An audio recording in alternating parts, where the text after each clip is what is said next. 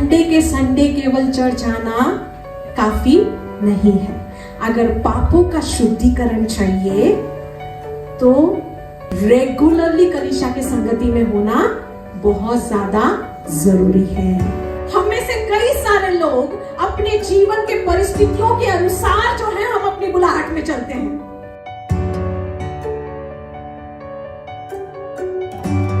तो है इस महीने का जो आखिरी हफ्ता गॉडली लिविंग के ऊपर, दैविक जीवन के ऊपर जो है हम सीख रहे हैं। तो जैसे दैविक जीवन के ऊपर हम सीख रहे हैं तो बाइबल में सबसे उत्तम उदाहरण दैविक जीवन का किसका हो सकता है?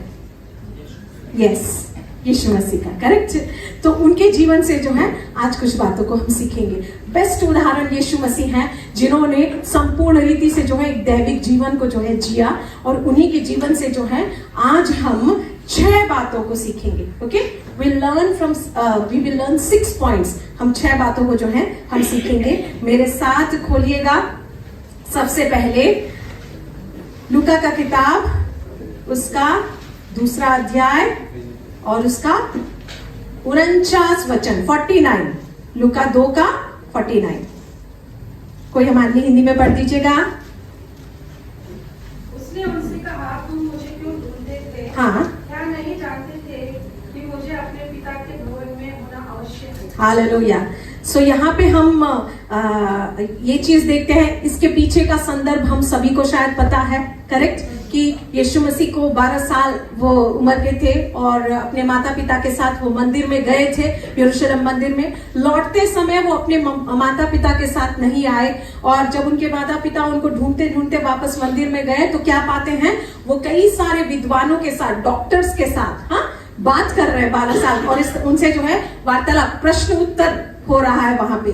और उनकी माँ पूछती हैं कि क्यों किया तुमने ऐसे हमारे साथ? हम तुम्हें ढूंढते ढूंढते कितने परेशान हो गए थे। करेक्ट, लेकिन तुम हमारे साथ क्यों नहीं आए? और तब वहां पे यीशु मसीह उत्तर देते हैं कि मुझे अवश्य है कि पिता के, सिस्टर जी क्या है हिंदी में? पिता के भवन में।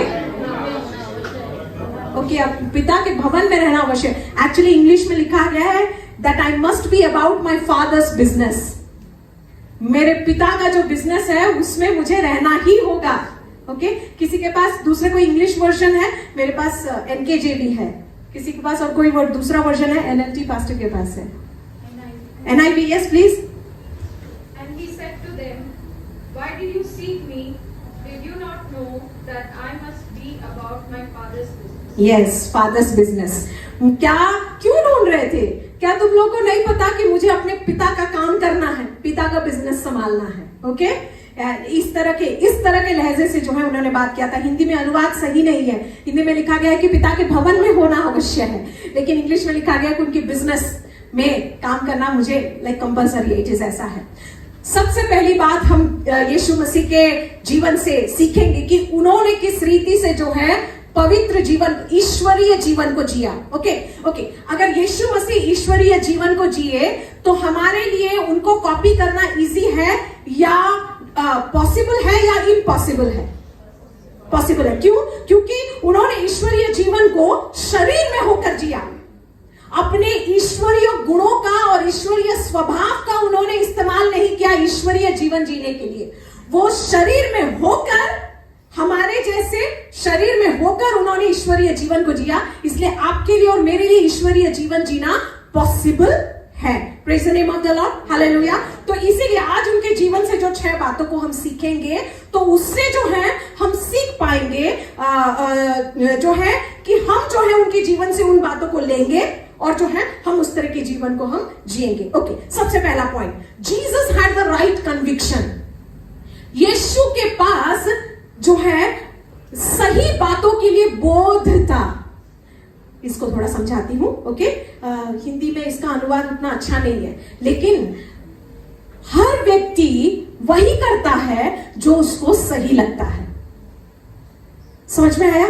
करेक्ट। हाँ, हम सभी शायद हमारे भारतवर्ष में जो सबसे दुखद, बहुत सारे दुखद घटनाओं में से एक दुखद घटना जो घटा था कई साल पहले, ज्यादा भी नहीं, निर्भया कांड को हम सभी जन जानते हैं। करेक्ट। हाँ, और उसके जो निर्भया के साथ जिन लोगों ने दुष्कर्म किया था, उसका उन लोगों का जब इंटरव्यू किया गया था, वो उसमें से एक व्यक्ति जो इंटरव्यू जिनका लिया जा रहा था, उसमें से एक दोषी, पता है वो क्या कहता है? उसको तभी भी ये नहीं लगा था कि उसने गलत किया। उसका ये मानना था एक लड़की का चरित्र कैसा होगा अगर रात के इतने बजे अपने बॉयफ्रेंड के साथ घूम रही है तो। राइट, इसका मतलब क्या है? उसने अपने दृष्टि में जो सही था वही किया। करेक्ट? तो इसका मतलब, कन्विक्शन का मतलब क्या है? आपको जो सही लगता है, ओके, आप वही करोगे। यीशु को सही बातों में सही लगता था।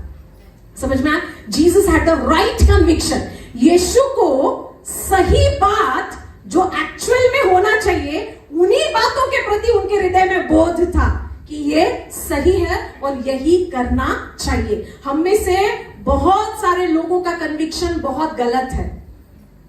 बहुत सारे लोगों का बोध, जैसे पाप का बोध होता है कि मैंने गलत किया, मैंने पाप किया, और सही चीजों का भी बोध होता है कि नहीं, मुझे ये चीज करना ही चाहिए, ऐसा होना चाहिए। तो ये किस चीज की वजह से होता है? कन्विक्शन वर्ड में अगर इंग्लिश में यूज करूं तो समझ में आएगा? नहीं आएगा? बोध समझ में आ रहा है? हाँ, करेक्ट, एग्री? हाँ, तो उनको जो है सही बातों के लिए बोध था, लेकिन हमारा बोध, हम में से कई सारे लोगों का बोध बहुत जो है कंफ्यूज है। हमें, और ये कैसे पता चलता है?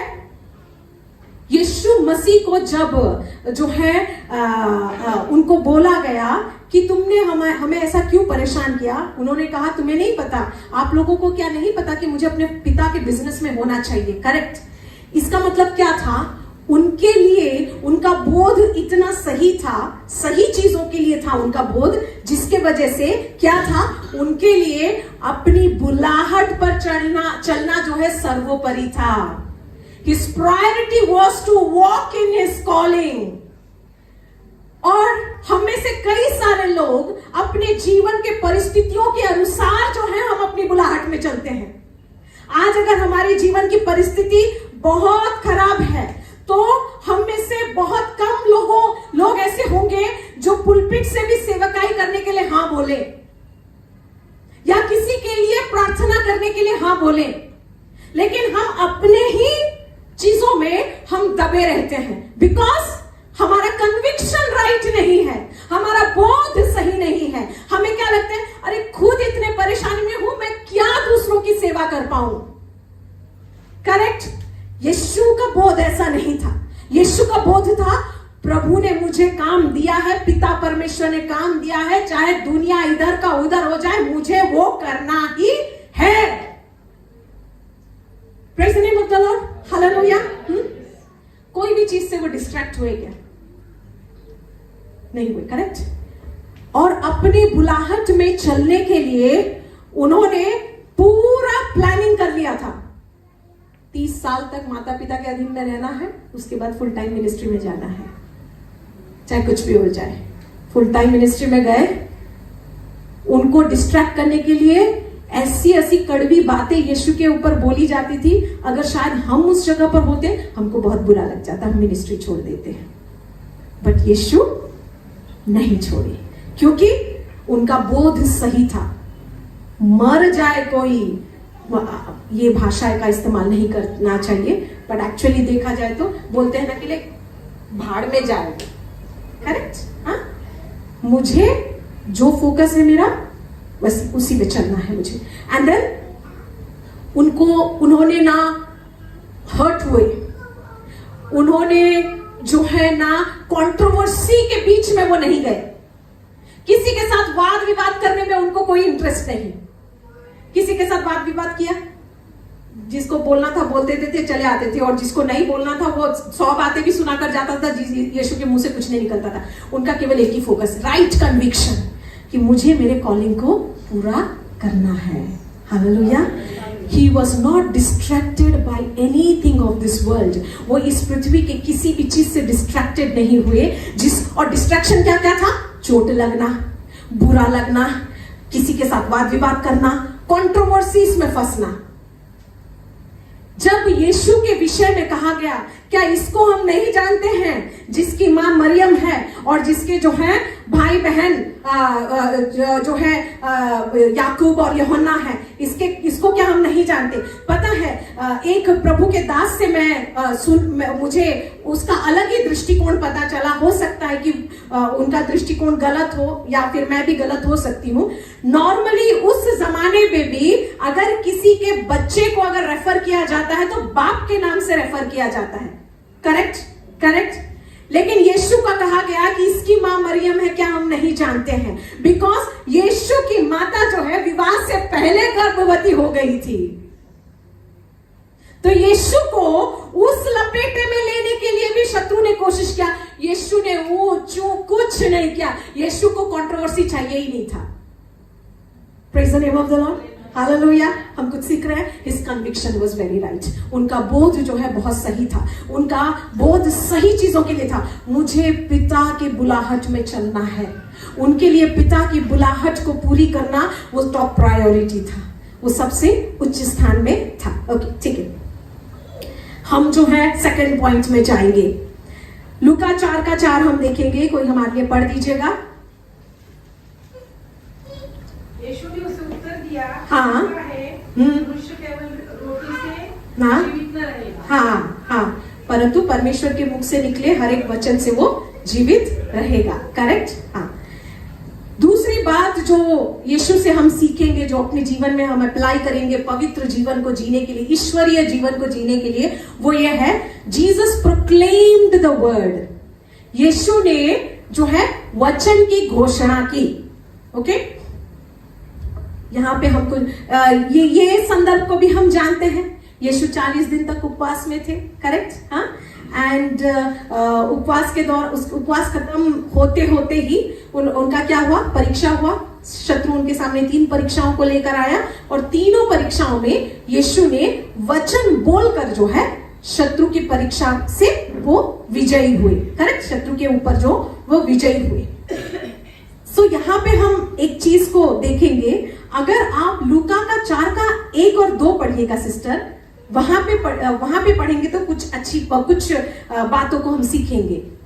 फिर यीशु पवित्र आत्मा से भरा हुआ हाँ, से लौटा। हाँ, और 40 दिन तक आत्मा की सिखाने से जंगल में फिरता रहा। हाँ, और शैतान उसकी परीक्षा करता रहा। हाँ, वेट 40 दिन तक वो आत्मा के चलाए जंगल में फिरता रहा, मतलब जंगल में था और शैतान उसकी परीक्षा करते रहा। इसका अर्थ क्या है? कंटिन्यू उसका परीक्षा 40 डेज तक चल रहा था।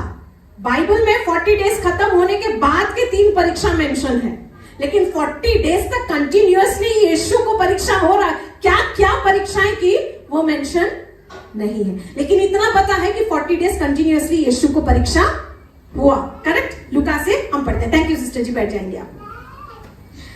यीशु को जब परीक्षा हुई, यीशु को जब 40, इसका मतलब क्या है?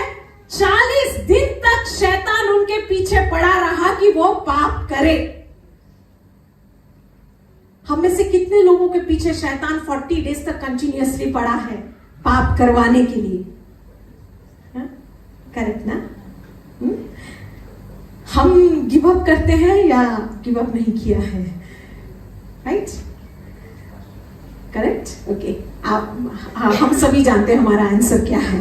हमने गिव अप किया है या नहीं किया है, हम जानते हैं। ओके, एंड देन जब यीशु के ऊपर 40 डेज तक जो है टॉर्चर किया शत्रु ने, एंड देन जो है उसके मुंह से क्या निकलता है?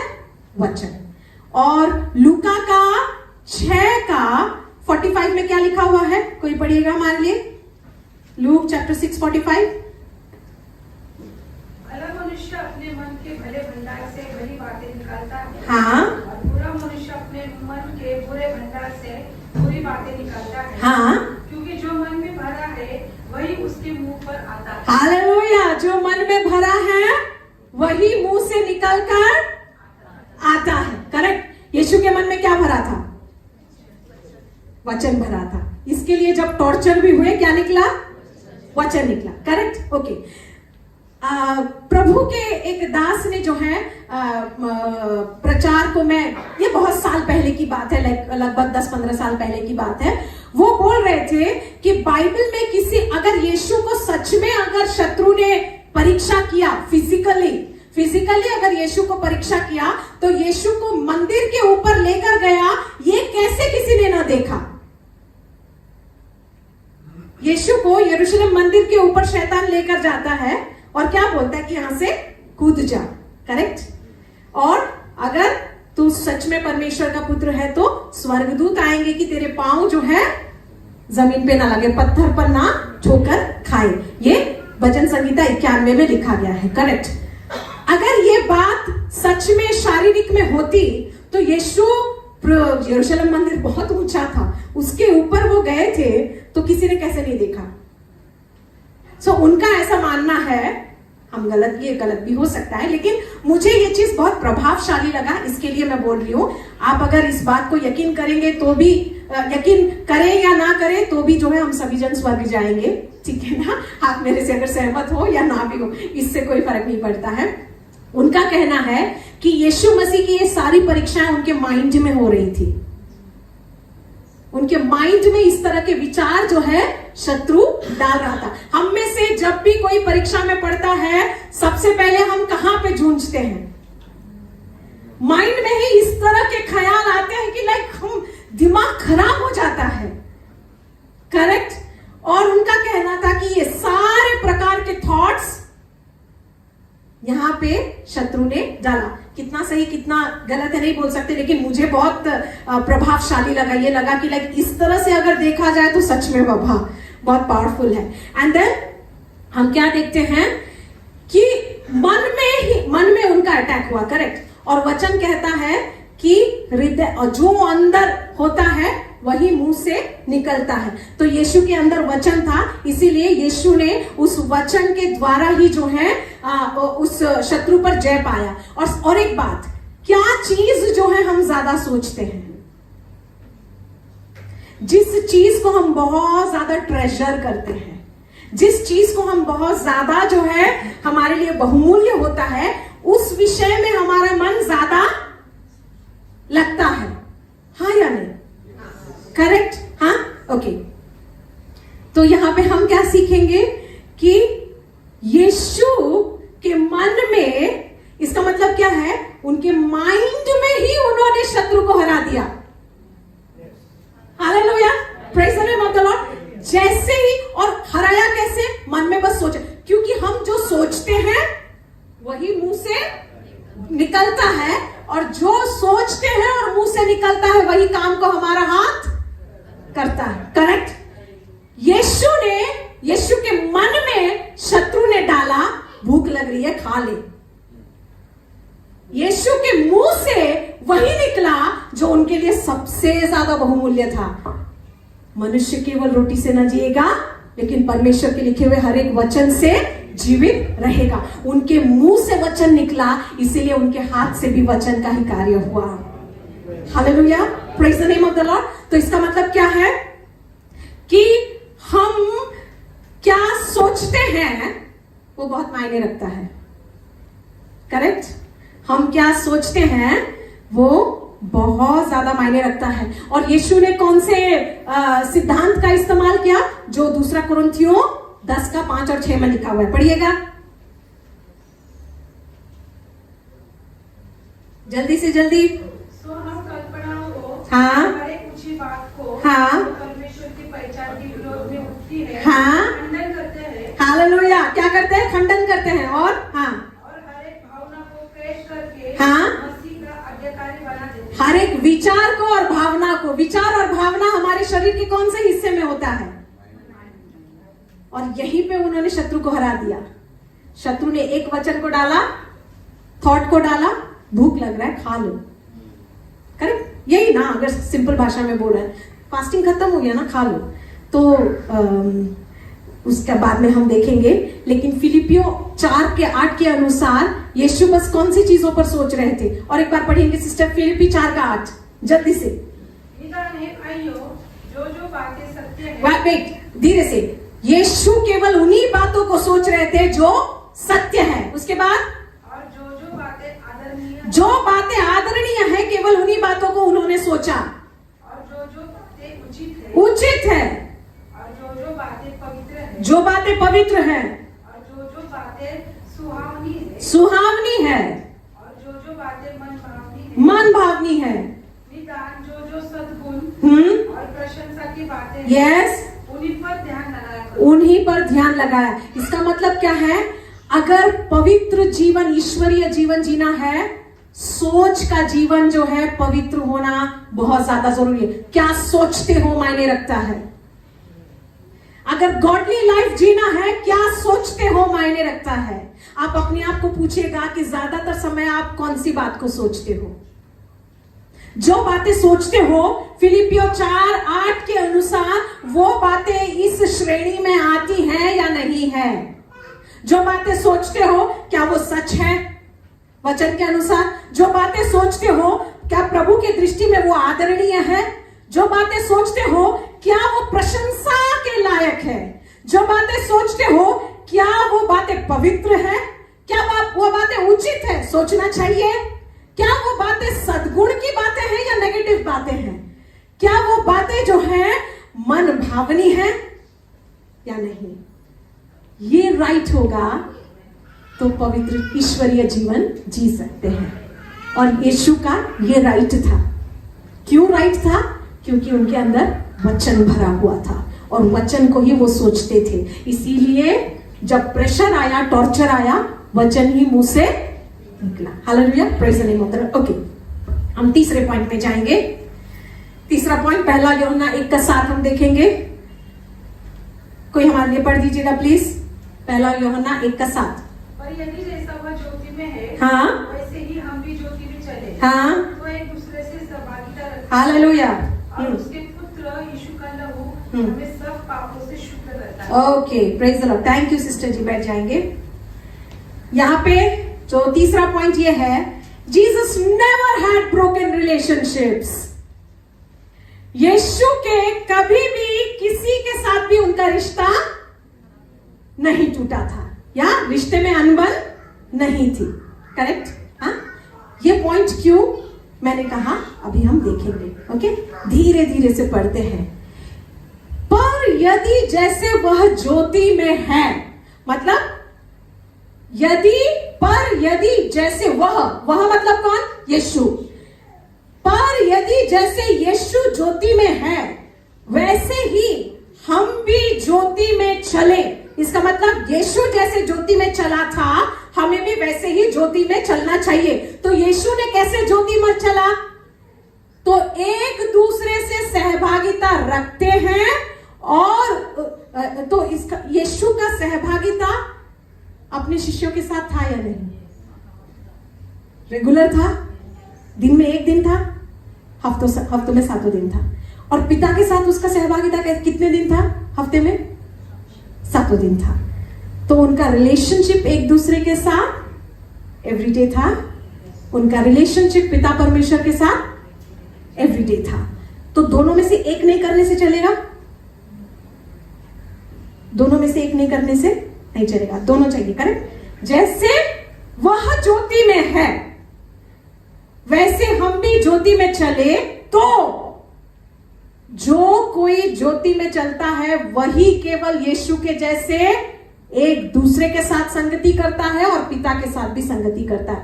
तो दूसरे के साथ सहभागिता रखते हैं और उसका पुत्र यीशु का लहू सब पापों से शुद्ध करता है। कभी हम सभी जन जानते हैं कि हम पापों के अंगीकार करने के द्वारा हमारे पाप शुद्ध होते हैं। करेक्ट?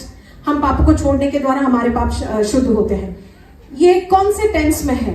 पापों को शुद्ध करता है। एक्चुअली हिंदी में क्लियर नहीं है, इंग्लिश कोई पढ़िएगा और मुझे बताइएगा। कोई भी इंग्लिश टीचर अगर है तो कौन से टेंस में है बताइएगा। यस, हाँ हाँ, वर्स 7।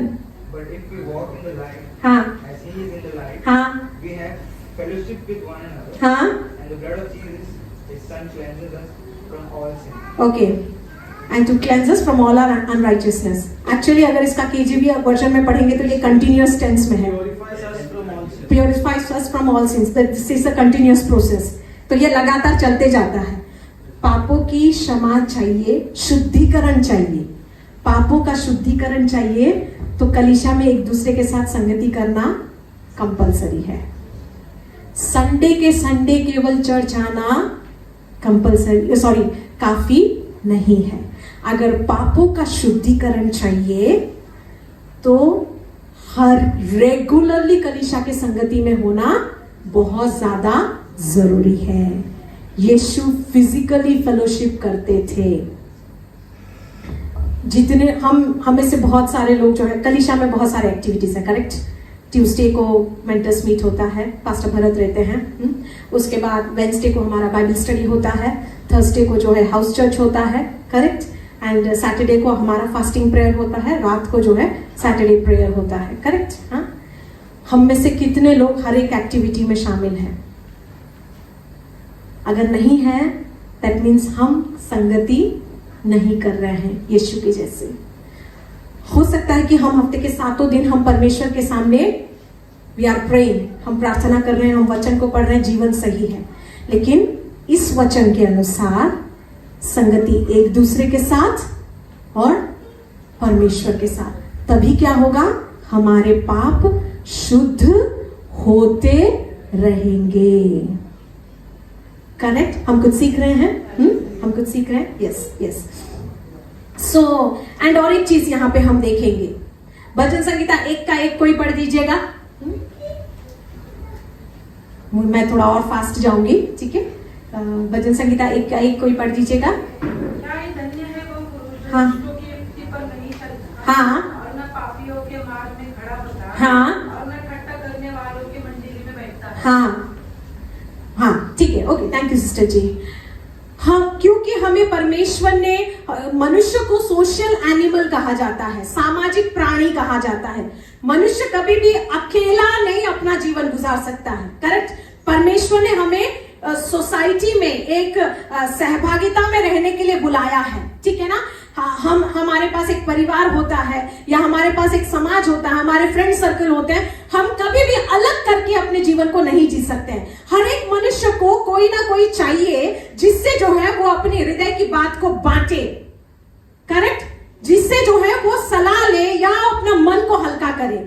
इस वचन के अनुसार धन्य है वो व्यक्ति जो अविश्वासियों से एडवाइस नहीं लेता है, अविश्वासियों से सजेशन नहीं लेता है, उनसे नहीं पूछता है कि मेरे प्रॉब्लम ऐसा ऐसा चल रहा है, मैं क्या करूं। उनसे सलाह मशवरा नहीं करता है कि भाई पता है मेरे लाइफ में ये चल रहा है, क्या करूं यार। संगति, किसके साथ संगति कर रहे हैं? लेकिन वचन के अनुसार लिखा गया है दूसरे आयत में, लेकिन जो वचन पर जो है मगन रहता है, राइट, दिन रात वचन में आनंदित रहता है। इसका मतलब क्या है? प्रभु का वचन कहता है किस तरह के दोस्तों के साथ हम अपने प्रॉब्लम्स को शेयर करते हैं। वचन कहता है यहां से सॉल्यूशन आना चाहिए। Praise the name of the Lord. Okay, तीसरे पॉइंट में जाएंगे। लूका 4 का 1 और 2 हम फिर से पढ़ेंगे। या फिर यीशु पवित्र आत्मा से भरा हुआ जंगल से लौटा, और 40 दिन तक आत्मा की शिकायत से जंगल में फिरता रहा। हाँ। और शैतान उसकी परीक्षा करता रहा। हाँ हाँ। उन दिनों में उसने कुछ न खाया, और जब वे दिन पूरे हो गए तो उसे भूख लगी। हालेलुया।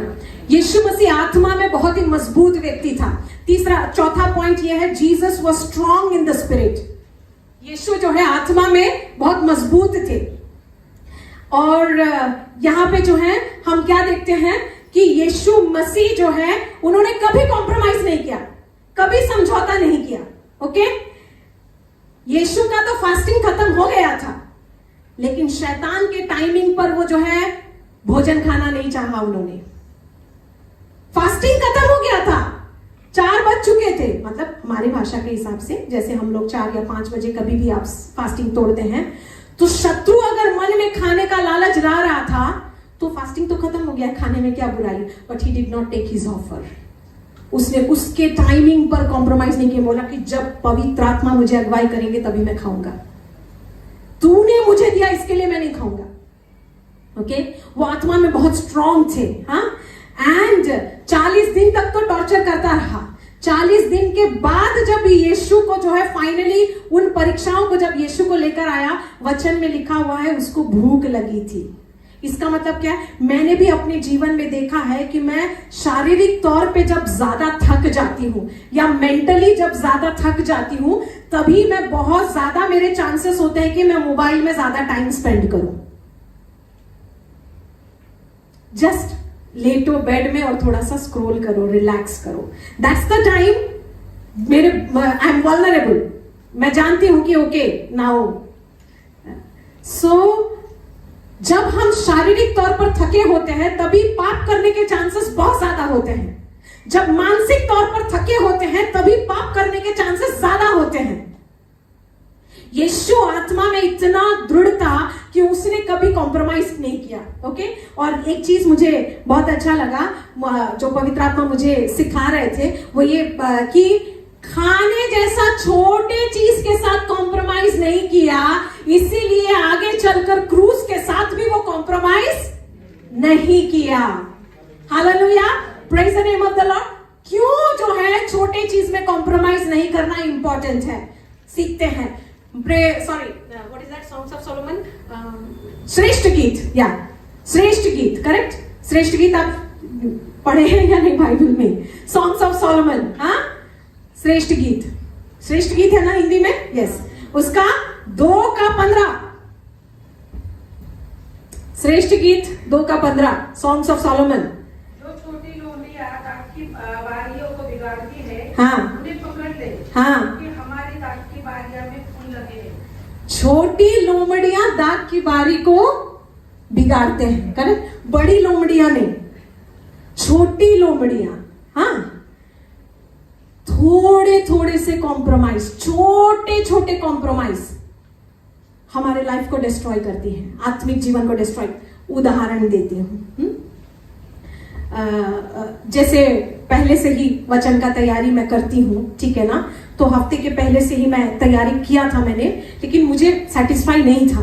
कल दिन भर हम कुछ काम के वजह से जो है हम तीनों जन घर से बाहर थे।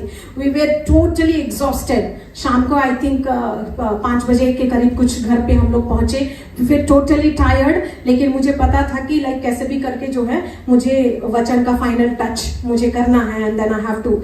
एंड जब मैं प्रभु के उपस्थिति में बैठी और मैं रो रो कर प्रभु के सामने प्रार्थना कर रही थी, परमेश्वर ने मुझे कुछ जो है नए तरीके से जो है वचनों का प्रकाशन दिया गॉडली लिविंग के ऊपर, और मैं उस बैठकर जो है वो सारे प्रकाशनों को लिख रही थी। ओके, और उस समय जो है मुझे पता था, क्योंकि ऐसा लाइक फैमिली में कुछ चीज को लेकर डिस्कशन चल रहा था। अच्छी बात, ठीक है ना, नो नेगेटिव, नथिंग नेगेटिव। लेकिन घर पे ऐसा डिसाइड करना था, तो मुझे पता था कि बार बार घर वालों का फोन आएगा मेरे ओपिनियन जानने के लिए, तुम्हें क्या लगता है ये चीज के लिए बोल के। और मुझे पता था कि फोन देखूंगी डिस्ट्रैक्ट होगा, तो मैंने सबसे पहले इसलिए क्या किया, फ्लाइट मोड पे डाल दिया फोन वचन को तैयार करने के लिए। ओके, बट देन मुझे क्योंकि ग्रीक वर्ड, हिब्रू वर्ड का भी मीनिंग मुझे पता, मतलब लाइक मैं देखती हूँ जब भी वचन को प्रचार करती हूँ, तो मैंने क्या किया, वाईफाई बस ऑन कर दिया तो मैं गूगल सर्च कर सकूं कि ये शब्द का अर्थ क्या है।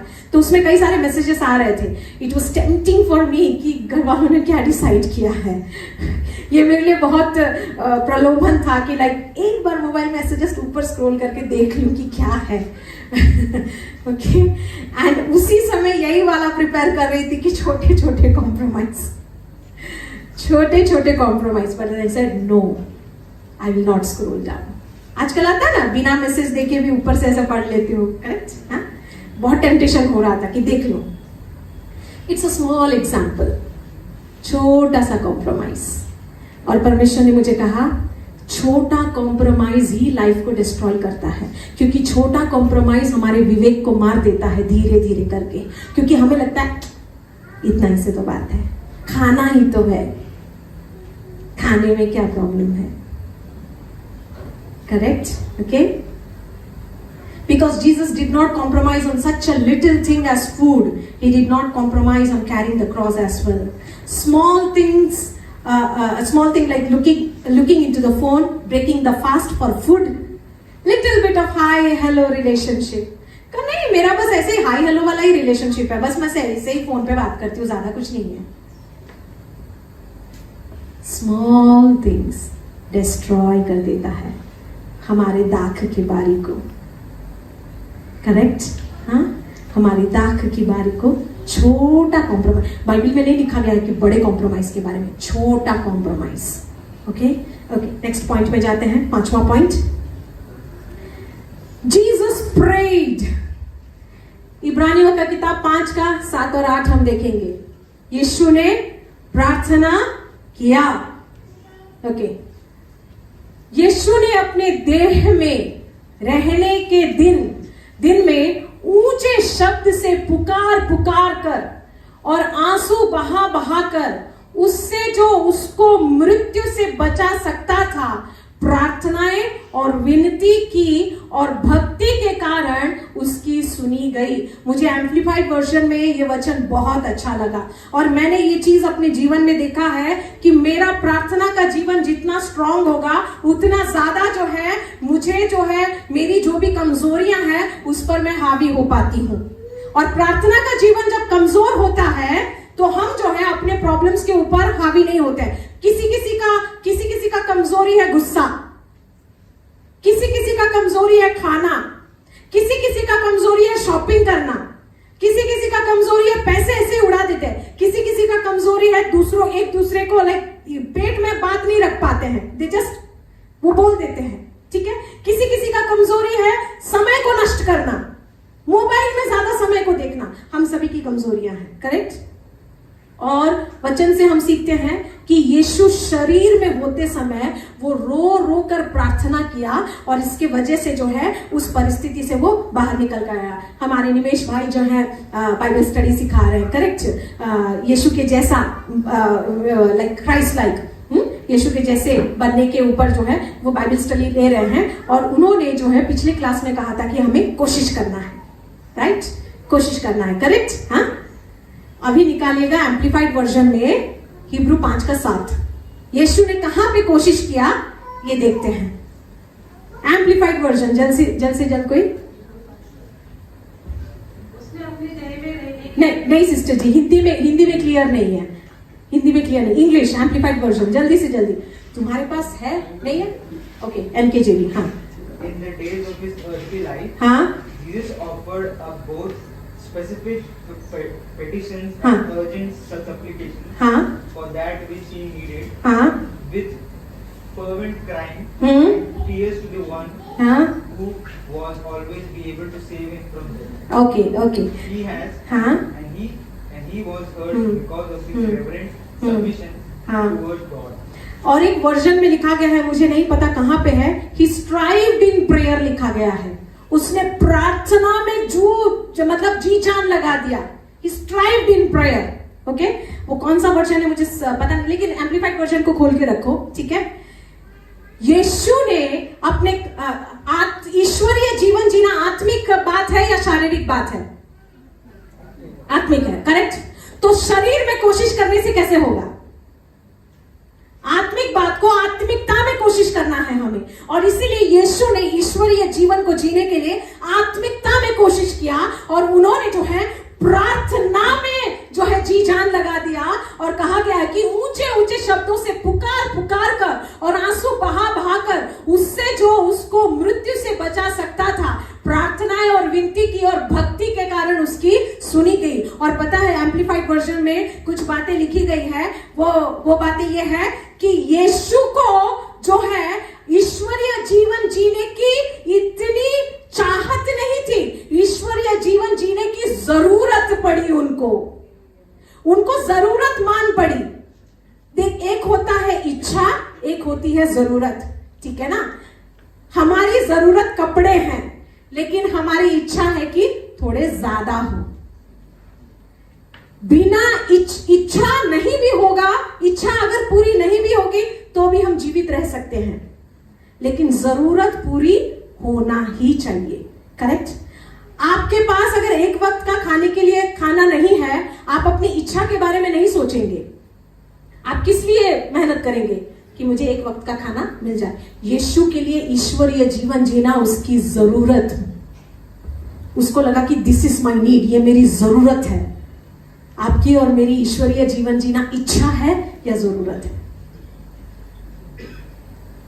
खुद जानते हैं ये हमारी इच्छा है या हमारी जरूरत है. Okay, prayer is very important to not to fall into temptation.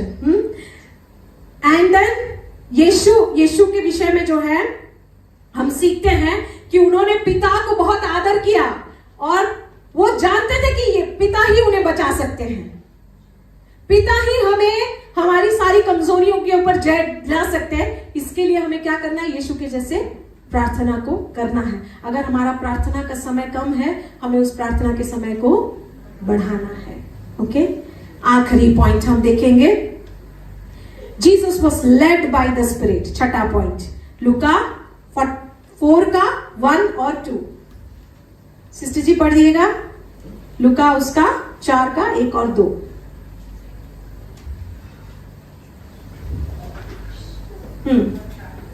हाँ, फिर यीशु पवित्र आत्मा से भरा हुआ हाँ, गर्दन से लौटा. हाँ, और 40 दिन तक आत्मा की सिखाने से जंगल में फिरता रहा. जंगल में फिरता रहा. ये बात को याद रखिएगा. हाँ, और शैतान उसकी परीक्षा करता रहा. हाँ, उन दिनों में उसने कुछ न खाया और जब वे दिन पूरे हो गए तो उसे भूख लगी. हालेलुया. यीशु आत्मा के चलाए चलता था, ये सभी जन हम जानते हैं. ओके, यीशु को जब आत्मा का चलाए चलना पड़ा, उसको कौन सी परिस्थिति का सामना करना पड़ा? उसको जंगल का सामना करना पड़ा. जंगल में उसको लेकर गया. मतलब इसका क्या मतलब है कि यीशु आत्मा के चलाए चलने के कारण प्रॉब्लम में फंसा. कठिन परिस्थितियों में, वो कठिन परिस्थितियों के बीच में वो रहा. वो फंस नहीं सकते हैं, वो अपनी मर्जी से रह सकते हैं. करेक्ट, वो परमेश्वर है. सो कठिन परिस्थितियों के बीच में कठिन परिस्थितियों का उनका सामना करना पड़ा क्योंकि आत्मा के चलाए वो चल रहे थे. ओके, अभी एक चीज हम देखते हैं, यीशु जब 40 दिन तक जो है प्रताड़ित होता रहा या शत्रु के द्वारा जो है उनको टॉर्चर किया जा रहा था, क्यों परमेश्वर पिता उनकी मदद नहीं किए? बहुत जगह पे तो प्रकट हुए थे, क्यों हेल्प नहीं किया? हेल्प नहीं किया था. राइट, यीशु को अकेला फेस करना पड़ा. कि बोर लग रहा है क्या? कोई रिस्पॉन्स नहीं आ रहा है. हाँ, विल्डरनेस में ईश्वरीय जीवन जब हम जीते हैं, परमेश्वर हमें ऐसी परिस्थितियों में लेकर जाते हैं जो हमारे जीवन में जंगल होता है. और उस जंगल जैसी परिस्थितियों में 40 दिन तक यीशु जैसे तड़पते रहे, मतलब लाइक टॉर्चर होते रहे, परीक्षा में गिरते रहे. हमारे जीवन में भी एक लंबे समय तक ऐसे परिस्थिति से हम गुजरते हैं जहां पे पिता परमेश्वर का कोई उत्तर हमें नहीं मिलता है. कोई उत्तर नहीं मिलता है. पिता परमेश्वर ने ये मेरा पुत्र है बोल के कई बार आकाशवाणी से उन्होंने बातों को कहा. Correct, correct. इवन जब गेत्सेमनी के बगीचे में भी यीशु टूट रहे थे, कमजोर हो रहे थे, पिता परमेश्वर ने स्वर्गदूतों को भेजा उन्हें ढाढ़स देने के लिए. करेक्ट, कई बार स्वर्ग से लाइक स्वर्गदूतों ने हो या एलिया मूसा आकर जो है यीशु से संगति करते थे. बट यहां पे क्यों नहीं? क्योंकि जब हम आत्मा के चलाए चलते हैं, ऐसी परिस्थिति होती है जहां पे there is no powerful manifestation of God. प्रभु का कोई प्रार्थना का उत्तर हमें नहीं मिलता है और हमें परमेश्वर हमारे पास है ये भी महसूस नहीं होता है कि प्रभु हमारे साथ है, प्रभु हमारे प्रॉब्लम्स को समझ रहे हैं, ये भी फील नहीं होता है. कितने लोग ऐसे परिस्थिति से गए हैं जहां पे आपको महसूस होता है कि God is not with us. लगता ही नहीं कि प्रभु साथ में है, प्रभु सुन रहे हैं. Like everyone. करेक्ट, हम सभी जन जाते हैं, हाथ उठाइए ना. हाँ, या जाते हैं. करेक्ट. और यीशु के पास बस क्या था? यीशु के पास बस क्या था? वचन, केवल वचन. करेक्ट. और 40 डेज तक वो वचन को शायद बोला होगा उन्होंने. हाँ या नहीं? वचन में लिखा नहीं है, लेकिन परीक्षा तो कर रहा था. तो और परीक्षा को वचन के द्वारा ही यीशु जीते हैं. तो 40 डेज तक वो वचन को बोल रहे थे, शत्रु भाग ही नहीं रहा था. कई बार ऐसा होता है कि ये वचन को लेकर जितना भी लो पर लेकर प्रार्थना करो, घोषणा करो, कुछ नहीं काम आता है. लगता है कि क्या रही प्रॉब्लम, अरे वचन में तो ऐसा लिखा है, प्रार्थना कर रहे, वचन को लेकर प्रार्थना कर रहे, पास्टर जी कुछ नहीं हो रहा है. गॉड आत्मा जो है हमें जंगल के बीच में, लेकिन परमेश्वर यीशु मसीह ने कभी डाउट नहीं किया। वो वचन को बोलते रहे, बोलते रहे, बोलते रहे, बोलते रहे, और लास्ट में जब वो पूरी रीति से थक चुके थे। हमारे जीवन में भी ऐसी समस्या आती है जब हम हार मानने के कगार पर रहते हैं, थक जाते हैं कि नहीं होगा और मुझसे, और वो टाइम होता है कॉम्प्रोमाइज करने का टाइम। और वो टाइम पे तो यीशु ने और ताड़ दिया वचन को और घोषणाएं की वचन को। एंड देन क्या हुआ? यीशु विजयी हुए। उनके पास वचन के अलावा कुछ नहीं था। उनको भूख लग रही थी, उनको शारीरिक जरूरत थी। शत्रु ने उनको खाना दिया। जब उनकी शारीरिक जरूरत थी, शारीरिक भोजन प्रदान किया। जब उनको जो है अपने मकसद को पूरा करना था, उनका मकसद क्या था? संसार को जीतना, करेक्ट, परमेश्वर पिता के लिए। शत्रु ने उन्हें शॉर्टकट का ऑफर दे दिया। और लास्ट में यीशु को हराने का एक ही तरीका था, यीशु को जो है पाप करवाना, और बोला मुझे मेरे सामने दंडवत हो जा सब। और यीशु ने उस हाईएस्ट लेवल के प्रलोभन को भी रिजेक्ट किया। बोला कि वचन लिखा हुआ है कि तुम केवल अपने पिता की ही, परमेश्वर की आराधना करना, उनको छोड़ किसी और की आराधना नहीं करना। Praise the name of the Lord, hallelujah. हमने क्या सीखा? सारे 6 पॉइंट्स खत्म हो गए जो पवित्र आत्मा ने बताया। ईश्वरीय जीवन जीने के लिए आपका और मेरा सही बोध होना जरूरी है। हमारा बोध कैसा है? हमारा बोध वचन के अनुसार होना चाहिए, हमें जो सही लगता है उसके अनुसार नहीं। हमारे मुंह से क्या निकलता है? इस पूरे महीने में हमारे मुंह से क्या निकला? हमारे अंदर क्या है? हमने क्या सोचा इस पूरे महीने? इस पूरे महीने में हमारा संगति कलीसिया के लोगों के साथ और परमेश्वर के साथ कैसा? क्या यीशु के जैसा हमारे भी कोई भी ब्रोकन रिलेशनशिप नहीं है क्या? या हमारे भी ऐसे रिश्ते हैं जो टूट चुके हैं? यीशु आत्मा के द्वारा चलाए गए थे। He was very strong in the spirit. आत्मा में वो बहुत स्ट्रॉन्ग थे। उन्होंने कभी कॉम्प्रोमाइज नहीं किया। आपने और मैंने कौन सी छोटी छोटी बातों में कॉम्प्रोमाइज किया है? खाना बाइबल में बहुत इंपॉर्टेंट है, इसीलिए खाने का मेंशन है। सबसे पहला पाप भी खाने के द्वारा ही हुआ था, और प्रभु भोज की विधि भी खाने के द्वारा ही पूरी होती है। और यीशु को भी प्रलोभन सबसे पहले खाने के ऊपर ही आया था। इसीलिए जब मैं फास्टिंग, मैं इस चीज को ध्यान रखती हूँ कि फास्टिंग जब मैं करती हूँ तो भूख लग रहा है, इसके लिए मैं फास्टिंग नहीं तोड़ती हूँ। मैं कोशिश करती हूँ कि ये चीज मेरे साथ ना हो। मैं भी इस पाप में सहभागी हूँ कि कई बार मेरे से भी ये पाप हुआ है। Okay, I am very careful. अगर फास्ट नहीं रहना है तो नहीं रहना है, लेकिन अगर फास्टिंग रहना है, आई विल नॉट। मतलब पहले से ही डिसाइड करके रखना है कि कितने बजे फास्टिंग तोड़ना है, कैसे प्रार्थना करके फास्टिंग तोड़ना है। और कल ही प्रियांशी का मैसेज था कि जिस दिन हम फास्टिंग रहते हैं, जाते हैं घूमने के लिए, एंड देन फिर हम प्रार्थना नहीं करते, 10-15 मिनट प्रार्थना करते हैं और फिर खाना खा लेते हैं, आहार ग्रहण कर लेते हैं। That's what she said. And मुझे वो बराबर माइंड में टक टक टक टक याद आया। मैंने बोला नहीं बाबा, बहुत जरूरी था, इसके लिए गए थे बाहर, बट बिना प्रार्थना का अच्छे से प्रार्थना करके प्रभु की उपस्थिति में जब तक समय नहीं बिताऊंगी, I will not break the fast. And then I prayed, how do we live our lives?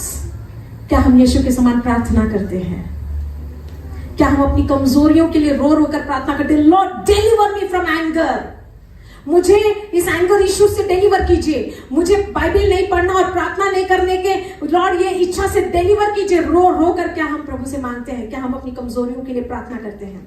And last, are we led by the spirit? क्या हम आत्मा के द्वारा चलाए चलते हैं? हम ऐसी परिस्थिति में जब हैं कि हम ऑलमोस्ट गिव अप करने वाले हैं, क्या वचन पर स्टिल हमारा भरोसा टिका हुआ है? कैसा है आज हमारा जीवन?